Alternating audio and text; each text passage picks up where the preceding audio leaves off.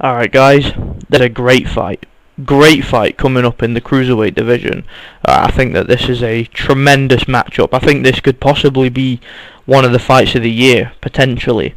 And that's between undefeated 25-0 with 16 KOs cruiserweight champion Krzysztof Glowacki, if that's how you pronounce his name. I think it's Glowacki, something like that.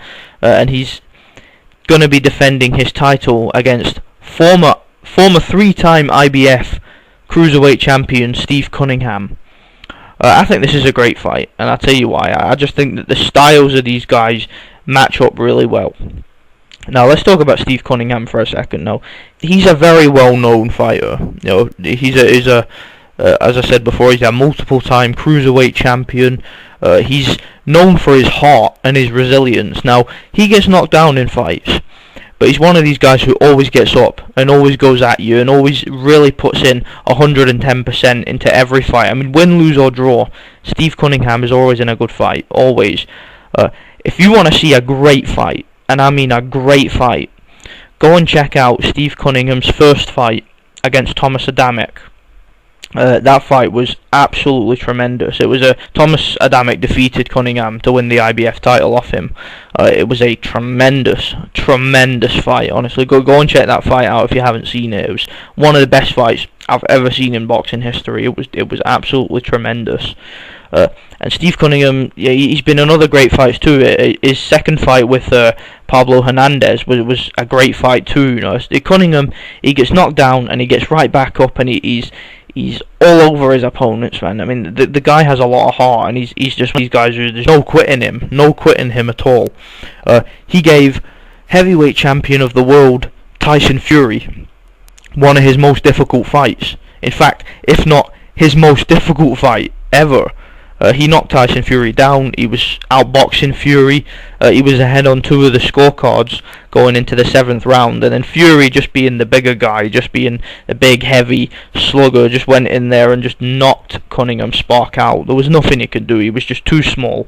He was outgunned, and I always felt that Cunningham didn't he didn't belong in the heavyweight division. You know, he's a cruiserweight. He's a guy who clearly belongs at cruiserweight, and he should have stayed there.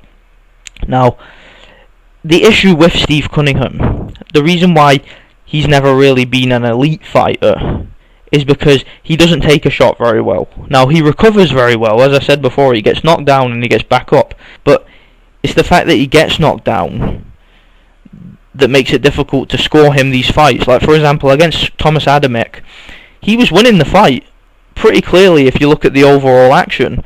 But it's just the fact that he got knocked down multiple times. I believe he was down 3 times in the fight. You know, Adamek just kept knocking him down, and every time Adamek caught him clean, you know, Cunningham would lose his legs and he'd be all over the place, and it was that gave Adamek the fight. You know, Adamek, he just did so much more damage than Cunningham did, even though Cunningham was landing so many more punches and beating Adamek up at times. You know, it's just, he just doesn't have the chin of a world level cruiserweight. He just doesn't have it. Now, this opponent that he's fighting, the champion, the undefeated champion, Krzysztof Glowacki, he is undefeated. He is a devastating puncher. Okay, he's a southpaw. He's pretty slick. You know, he's got better defense than people give him credit for. His last fight was against Marco Huck when he won the title. Marco Huck, a very tough, very resilient cruiserweight champion. Funnily enough, Steve Cunningham and Glowacki both have a stoppage victory over Marco Huck. I believe both of those guys are the only 2 guys to ever stop Huck. And Marco Huck, we know he has a granite chin. He went the distance with Alexander Povetkin. You know, he went the distance several times with Ola Afolabi, who's a pretty big puncher. You know, Marco Huck, he went the distance with Denis Lebedev. Marco Huck has a very good chin. He does. He's a very tough, very strong, very resilient, strong cruiserweight. You know, a very, very hard man. And both these guys were able to stop him, so that makes this fight very interesting. Now, Glowacki, he has certainly the power to knock Steve Cunningham out. He does. I mean, Glowacki is a massive puncher. If you look at the 11th round against Huck, you know, that right hook that Glowacki throws, as well as his straight left hand, he's extremely powerful, this guy, an extremely powerful puncher. And if he's able to catch Steve Cunningham on the chin with a straight left hand or a right hook, at any point in this fight, Steve Cunningham is going to be in trouble. But the reason why I don't think it's an easy fight for Glowacki is Steve Cunningham, in addition to being the far more experienced fighter, he comes into this fight with tons of experience. He's been in the ring with so many really good fighters. He's fought Krzysztof Glowacki twice. He's fought. In fact, they might have even fought 3 times. Was it twice or 3 times? Can't remember. I think Glowacki won the first fight, and then Cunningham won the rematch. He's fought Thomas Adamek twice. Both pretty close fights. The rematch with Thomas Adamek, most people thought Steve Cunningham won. Personally, I just gave that fight to Adamek. I thought Adamek just outworked him, and I thought that the commentary for that fight was pretty biased. It was American commentary, and I thought they were really biased, and they swayed a lot of people's opinion. I didn't give Cunningham that fight. In his last fight, he has a draw against Antonio Tarver that I had Cunningham winning pretty clearly. I did not agree with that decision in the slightest. He also got shamefully robbed against former heavyweight title challenger Vyacheslav Glazkov from the UK. Steve Cunningham completely dominated Glazkov in that fight. I don't know what those judges were watching. So Steve Cunningham has a habit of going in against guys that are expected to beat him and then giving these guys tons of problems. And I think that Glowacki in this fight, he's going to have to be on his game, put it that way. If he's going to have an easy time with Cunningham, if he's going to win this fight convincingly, he's going to have to be on his game, right? He's going to have to be in shape, he's going to have to be focused, determined. He can't go into this fight thinking that he can blow Cunningham away, because that's not going to happen, guys, okay? He needs to be very careful in this fight, right? He needs to know what he's up against, he needs to work the body, he needs to take his time, he needs to be smart, he needs to he needs to just box carefully and don't rush in there like he did in his last fight against Hook. Glowacki made a lot of mistakes early on. He was walking into punches and he was leaving himself open, and he's not going to be able to do that against a guy like Cunningham, because Cunningham's very sharp and very athletic.